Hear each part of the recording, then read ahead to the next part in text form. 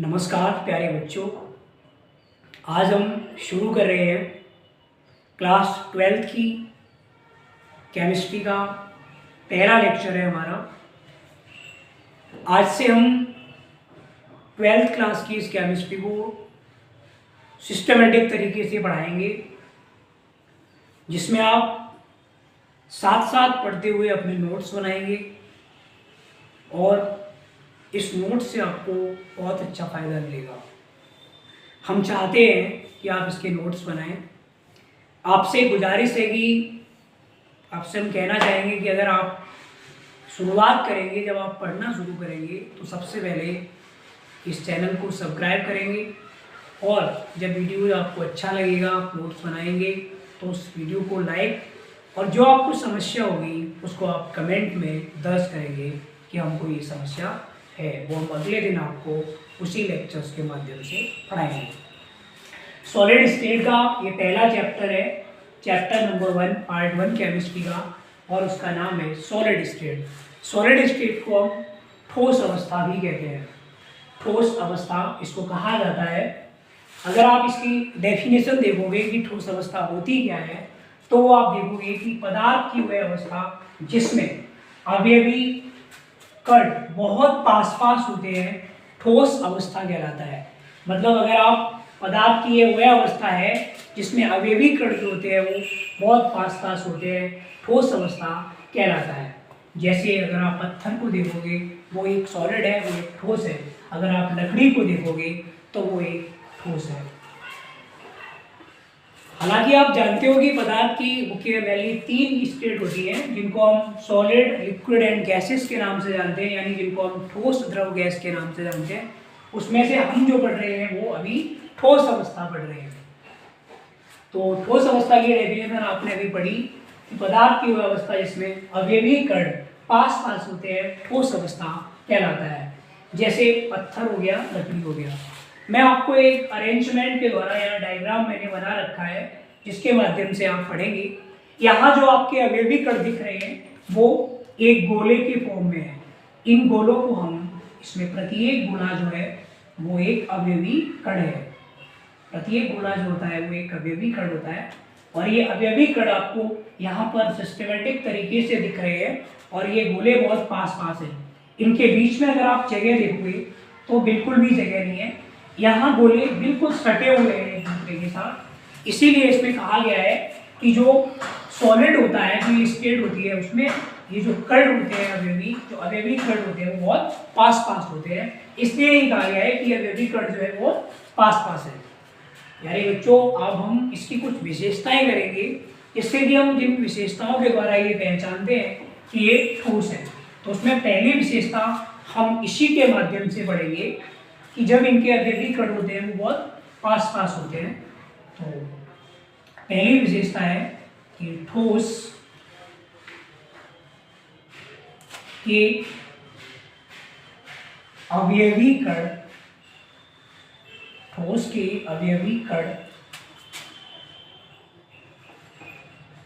पास पास होने के कारण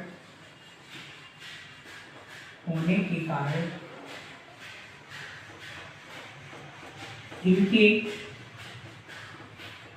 बीच अंतरावकाश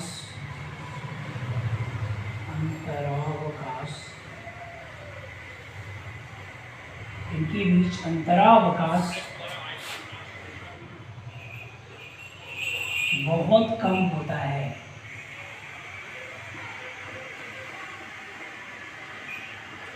ठोस के अवयवी कण बहुत पास पास होते हैं, और इनके पास पास होने की वजह से इनके बीच में, इनके अवयवी कण जो होते हैं वो पास पास होने की वजह से इनके बीच में जो अंतरावकाश होता है, मतलब इनके बीच में जो खाली जगह होती है वो बहुत कम होती है। इस वजह से हम इसको कहते हैं कि इनके अंतरावकाश जो होते हैं बहुत कम होते हैं।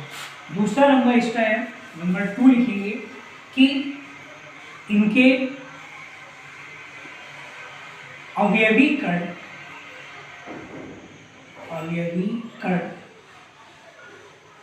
मजबूत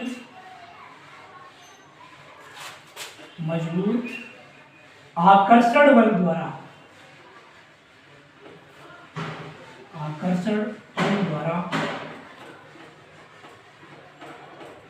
बंधे होते हैं,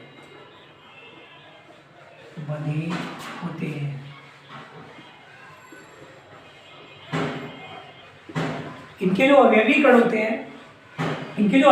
होते हैं, वो मजबूत आकर्षण बल द्वारा बंधे होते हैं। मतलब इनके जो ये अवयवी कण हैं, इनके बीच में आप यहाँ देख सकते हो कि यहीं पर वो बल पाया जाता है जिसको हम बोलते हैं आकर्षण बल। यहाँ वो बल पाया जाता है जिनको हम बोलते हैं आकर्षण बल। और अवयवी कणों के बीच में जो आकर्षण बल होता है बहुत मजबूत होता है, जिसके कारण इनके ठोस जो होते हैं वो, इनके जो अवयवी कण होते हैं वो मजबूत बलों के द्वारा बंधे होते हैं, इसलिए ये सॉलिड है, इसलिए ये ठोस है। तीसरी विशेषता इसकी ये होती है, तीसरी विशेषता है कि इनके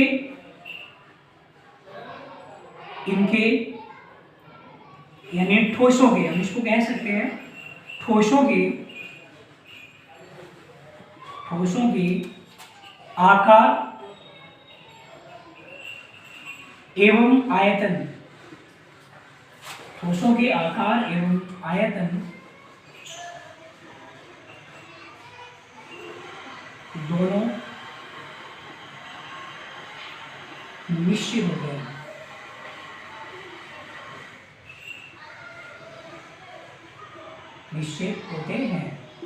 ठोसों के आकार एवं आयतन जो होते हैं वो दोनों निश्चित होते हैं। उसका कारण है, उसका जो रीजन होगा वो हम अगले पॉइंट में मेंशन करेंगे। ठोसों के आकार एवं आयतन दोनों निश्चित होते हैं। जैसे मान लो कोई भी सॉलिड है तो उसका जो फॉर्म है, जो शेप है वो वही रहेगा, वो चेंज नहीं होता, चाहे आप कितनी भी जगह बदल लो।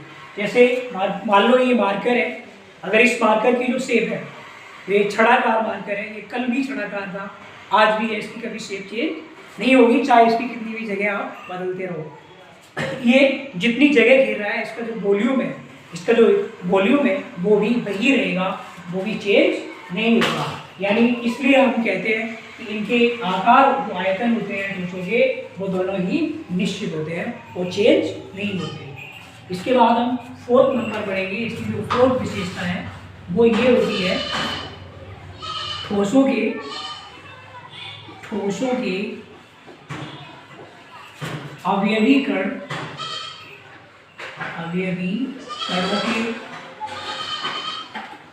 अवयवी कणों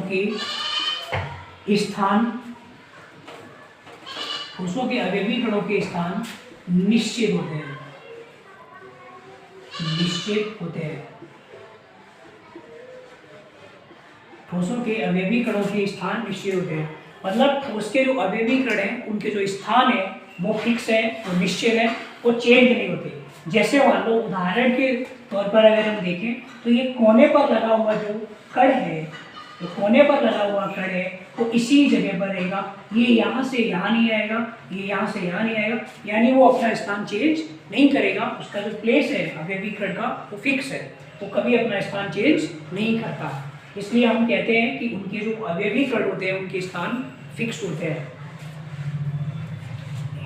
इसके बाद में जो पांचवा लक्षण है हमारा, जो पांचवा विशेषता है वो ये है कि जो ठोस होते हैं वो असंपीड्य होते हैं। ठोस जो होते हैं वो असंपीड्य होते हैं।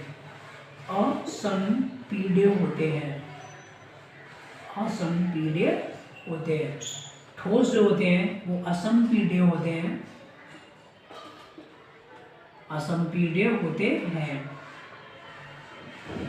अर्थात उनको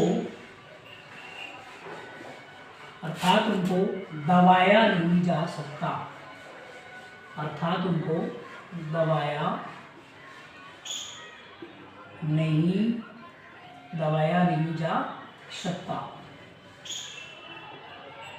उनको दबाया नहीं जा सकता है। यानी अगले पॉइंट में हम पढ़ रहे हैं कि ठोस जो होते हैं वो असंपीड्य होते हैं, यानी उनको दबाया नहीं जा सकता। सॉलिड के पार्टिकल इतने आसपास होते हैं कि अगर आप उनको दबाना चाहो सॉलिड को तो वो दबाया उनको नहीं जा सकता, वो दबते नहीं है। इसका यही रीजन है कि उनके जो पार्टिकल पास होने के कारण ही उनको दबाया नहीं जा सकता। जैसे मान लो अगर आप इनको दबाना चाहोगे तो ये पार्टिकल बहुत निकट है, इनको आप दबाना चाहोगे, इनके बीच में कोई खाली जगह नहीं है, तो आप इनको दबा नहीं सकते। इसीलिए कहा जाता है कि ये असंपीड्य होते हैं। इसको नोट करेंगे।